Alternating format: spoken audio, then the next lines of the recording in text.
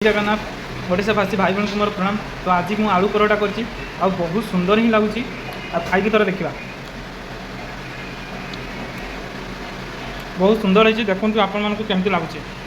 देखो आलू मु भाजी आलू भाजी आपटे देखो परोटा हल्का तेल देसी बेसी तेल देनी मु देखो जानापी रखी मु आलू आ परोटा एपटे चला मसला रखी एपटे प्याज आपको केमिति लगे आलू परोटा निश्चित कमेंट माध्यम मत जनइबे। मत बहुत भल लगुच बहुत टेस्टी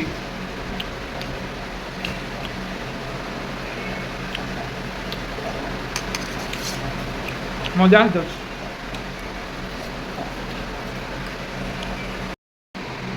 जानिया केमती भजा लगुच खाई देखनी केमती लगला टे जोर कि कह भल लगे मत के आशीर्वाद दबू एमती रोषे करने के आशीर्वाद दबू जोर से देखु आमर जानिया बाबू खाऊँ बर्तमान देखिले तो ता पार्टी केमती से कहले केते सुंदर लगुच